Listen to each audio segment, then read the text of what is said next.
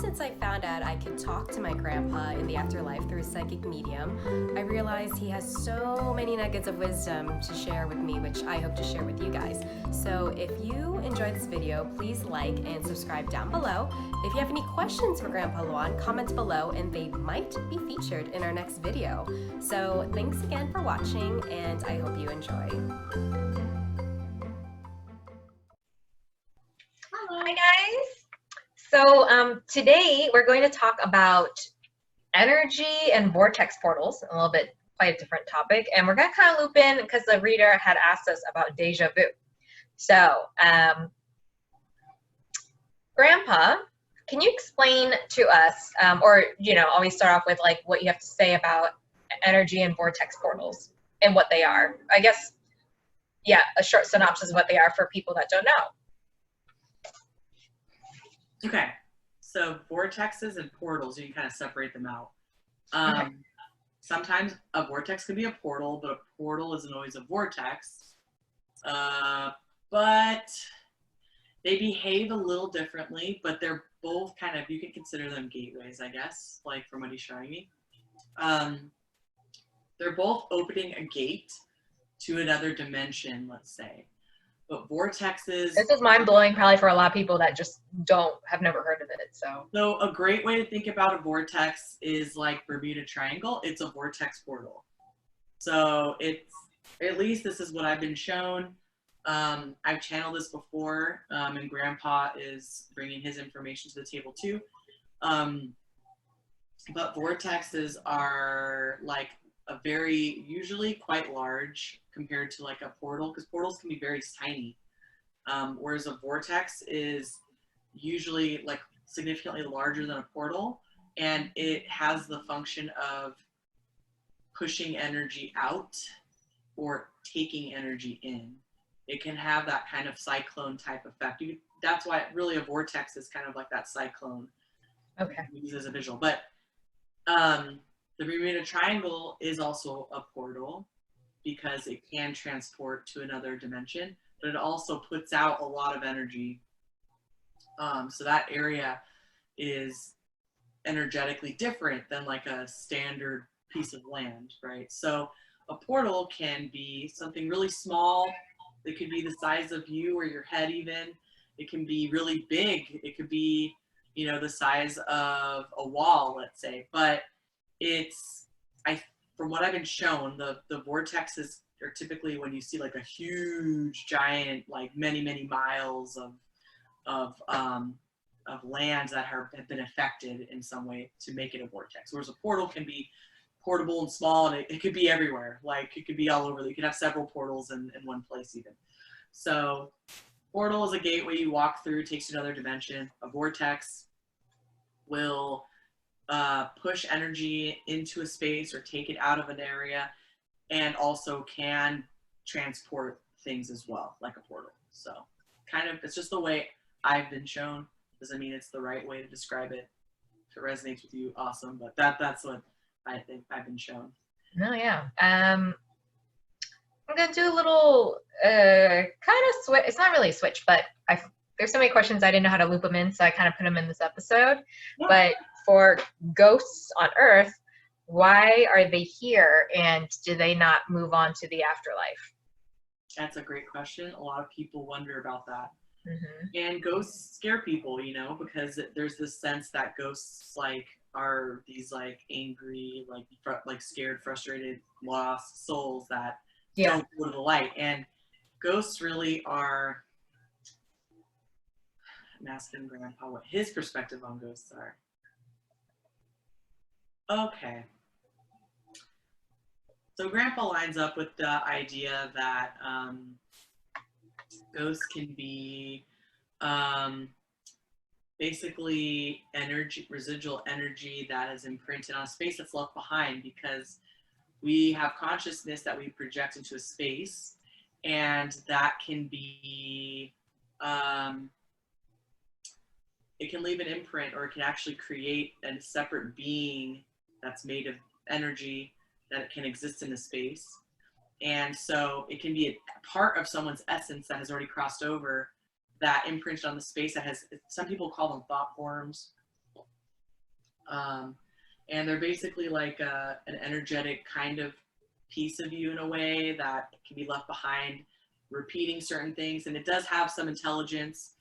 And a lot of people think that spirits that haven't moved on are ghosts as well. So really you can just like take out ghosts, like, and just like we can reterm these things a little bit.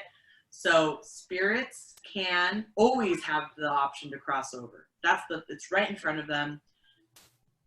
But sometimes, rarely, they can choose not to walk through the light. There's opportunities to do it again, but they might be so fixated on how they died or have fear or something that makes them ignore that. It's not, they're making a choice. It's not that they're being punished or stuck here. They have free will, they can move on, but they might be too confused and they don't want to listen to the guidance that's trying to take them to the other side, like their angels, guides, loved ones. They might think they're in a dream or something, but you always have the portal there to, as soon as you pass over, to cross to the other side. So sometimes they can choose to stay, but they can always cross over whenever they feel ready. So yes, they're like intelligent, they can mess with stuff, they can be angry sometimes, but a lot of times they're just kind of like maybe confused or just sad. Yeah. So kind of like if John Smith got hit by a bus and just died all of a sudden. And so when he dies, he could choose to move on to the afterlife, but maybe sometimes he's really confused about like, oh, I'm gone. What happened? So he chooses to stay on the earth plane just to kind of like sort out, or maybe want to stay on earth just a little bit longer, but obviously he's in that spirit kind of ghost form. Is that right? Yeah, it's a spirit. It's not a ghost. I've realized over the years that it's a big question I've had, and I've asked my guides many times over the years, and there's some things that are starting to make more sense. And I think it's just people has perceived, kind of mislabeled certain things. So yes, a spirit can be temporarily like choose to stick around for a bit or for a while, or maybe they just like it here and they just want to hang out and they don't have any desire to cross over yet. But most people do cross right over. So I want to make that clear. Now, there's also energies that get attached to things, like you put your energy in a space over and over and over, and it actually becomes part of the space. So you might have like what people consider, what's it called? Those hauntings where things just keep happening like on a clock over and over. Oh my God, I can't remember. Oh, yeah, kind of. I was supposed to ask you about haunted house, but yeah. Residual hauntings. That's what they're. Okay. Yeah, so where like it's like there's a foot at 12 o'clock at night. There's always the same footsteps. It's recorded. Yeah. It's recorded in energy, and it's just playing it over and over at the same time. It's stuck in a loop, and a lot of times these residences or areas are on some sort of vortex, or they're on highly conductive crystal type like limestone or quartz bedrock underneath their foundation of their house. So if you build it on land that has a lot of limestone and quartz, stuff like that, it can kind of increase the potential for there to be like residual hauntings, right? Or portals to open up or vortexes to open up. And then also, additionally, there's thought forms, which are parts of your consciousness that can kind of act like even poltergeists, or you feel like someone's always watching you or whatever. It could be sometimes an aspect of your own consciousness that is kind of, I guess, broken off or taken on a different form of its own and has intelligence of its own, but it was kind of spawned from you. So you could see that with like poltergeists, or like people having these weird hauntings, and like it's sometimes an aspect of themselves and it's kind of trippy. So it's not so cut and dried as like ghosts and not ghosts. You know what I mean? So hopefully that's given some dimension to it a little bit. I'm sure there's more forms that, we're missing, but those are the top ones.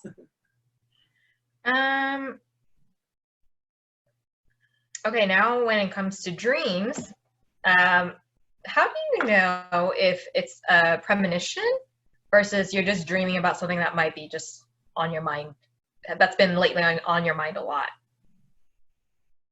The thing about a premonition is it has this certain sense of sometimes like realism to it, or this type of feeling, like when you wake up from it, there's a very kind of confusing feeling of like, that was really real. And we can have dreams that are really real, that are like our subconscious working itself out. But it's hard to describe because I have a lot of premonitions myself. And it's like a very simple, what I've noticed is very simple. It's not like, usually it's not like, you know, those dreams that feel like they last forever and ever and ever. It's like this very kind of clear moment, like a moment I noticed. It's like a short little loop of video almost that plays, and it just briefly kind of is in there, and it kind of sticks with you throughout the day, and you just keep thinking about it. And sometimes you might just be like, that was weird, and go on with your day, and then weeks, months, years later, it comes true, and then you're like, wow, that was a premonition. There's just a certain quality to it that feels different to me in my experience of premonitions. That feels different. I'm asking Grandpa like how you can further distinguish maybe between premonitions and the regular dreams, or clarity. He's saying there's a certain clarity to it, like a certain kind of crystal clear aspect of it that feels more sensory, more, I don't know, more involved with senses or like sight. It's like crystal clear kind of moment. So he's, that's kind of what he added to it. So basically it's, a lot of times you don't really know until it happens, but it kind of sticks with you. Like you remember it. It's weird. It doesn't like fade away like other parts of the dream. It usually kind of sticks with you and you remember that moment. That's another thing he's saying. So, yeah. Okay. When people are in a coma, what state are they in? Are they in the afterlife, or are they still on Earth but maybe in a different dimension? Say that again. When people are in a coma, are they in the afterlife, or are they still on Earth but or maybe in a different dimension? Okay. Depends. A lot of times they're on Earth in a different dimension. There's other times where if they're not going to come back, a lot of times they've already crossed over to the other side. Like it, but see, the people on Earth wouldn't know that necessarily. Yeah. But the soul will know. So even though the body might be being kept alive, like completely brain dead with like no hope of rehabilitation, it's highly likely, in most cases, that soul has crossed over already. Now, people who are in temporary comas for months or maybe even years, but they can snap out of it, sometimes they're just residing in another dimension of Earth plane, and also they could be going back and forth between a dimension of Earth plane and the other side, just kind of going in between. But a lot of times they won't remember that when they wake up. They might just remember things as like a dream or whatever, but they're being protected while they're in that coma. They're not like susceptible to like a dark energy coming after them or anything. It's a protected state that they're in still, even though they're kind of in spirit. Okay. Sometimes temporarily. And then we had someone ask about deja vu. What is it, and why does it happen? I'm asking Mr. Grandpa.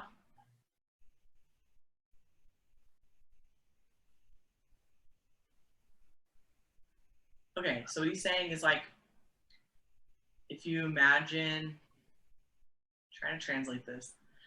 Okay, so he was showing dimensions, almost like these little guitar strings, like, or strings that are like lined up next to each other. Yeah. And just for like, it's not really maybe completely accurate, but it's just like how to just give you guys a visual. And sometimes you accidentally dip in to another timeline, or you pick up on another dimension, and you pick up information from that, because people maybe think that we're like solidly in like a three-dimensional state all the time, but sometimes we out of phase and we slip into partially another dimension, or we perceive another timeline or another aspect of ourself. So that's what he's saying. This is something I've always wondered about too, Grandpa. And so he's saying that you might pick up on an aspect of yourself, another dimension. You might accidentally slip into another version of you's past from another timeline that feels familiar because it's a version of you in another timeline.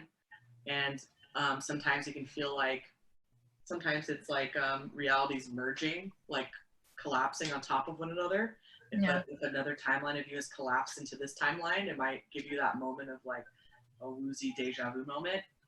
And then another way he's saying that it can cause deja vu is when, okay, this is crazy. So he's saying when you're planning your life before you incarnate, you kind of see what's going to happen for the most. You see like probabilities, right?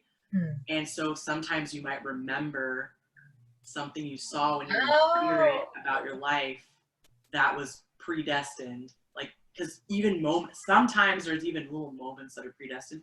There's different things in our life that are a mix of predestined and lots of free will in between. So you might just be seeing, like, remembering that you already saw this part of your life.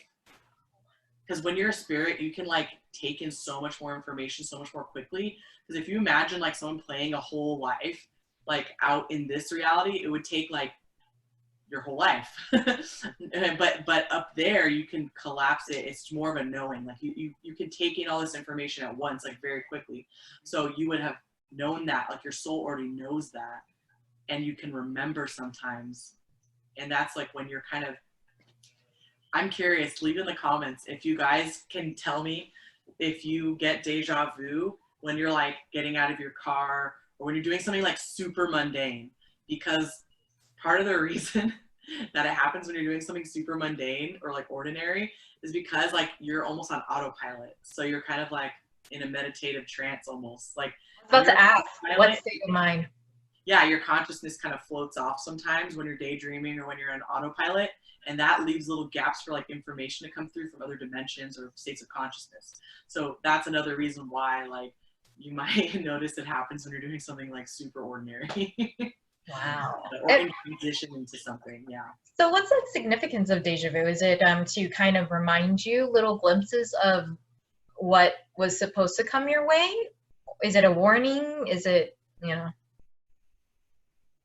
Sometimes for some people it can be like a more spiritual experience, like they're more in tune with their deja vu and they can create meaning out of it or extract meaning from it. But a lot of times it's kind of a side effect of just being, of our consciousness being able to access other dimensions without us realizing it.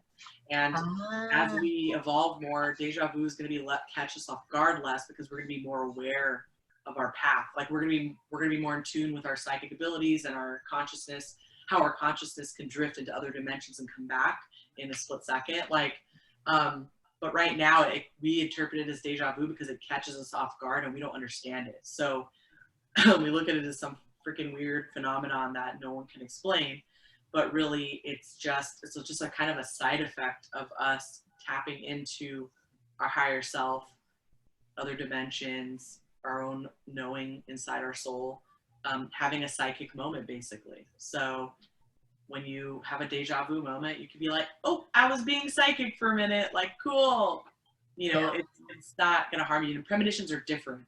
I just want to make sure everyone knows there's a distinction between the mechanism of a premonition and the mechanism of a deja vu. Like premonition is coming in as like a psychic input because sometimes you need to know that information, or sometimes you're just psychically in tune with a certain person's energy or certain thing that you got somehow entangled with and you just saw it. So premonitions can be a way for your angels to protect you if you're not meant to experience something in like as a victim, but or how to avoid something, or you know, and sometimes you can't change it at all. It's just you're being psychic and you happen to pick up on that piece of information too. So it's very multifaceted. It's not ever black and white. Okay. Awesome. Well, that's all the questions I have for today. Anything else you want to say, Grandpa? It's getting kind of philosophical again. Yeah. He's like, I'm trying to, it's a sentence, so he's saying it to me. I'm trying to make sure I get all of it. Okay. The nature of our reality is like an aurora borealis. And you can see the color and you can see it move, but you don't know, you can observe it and you can observe that it's fascinating and that it's different and it's beautiful, but like you don't always know as a layman like the mechanisms of how these things work. But that's kind of really our life is kind of light like that, like an aurora borealis. So he's showing it's like the nature of reality is really just like this fluctuation of like light and energy, and we're just only just starting to really reconnect with that side of ourselves. So he's saying, don't approach it with fear. There's nothing to be afraid of. These are gifts, and people might be having more deja vu right now because of all these cosmic events happening, energetic events happening, the energetic shift in consciousness, us evolving, us getting more turned on to our gifts. And so he's saying, do not be afraid of it. You kind of just view it as this like elaborate aurora borealis where it's full of mystery and wonder, but it's so beautiful, and to just enjoy the process. So that's what he was saying. Awesome. Okay. Well, thank you so much. Yeah. Thanks, Ring. Yeah. Bye.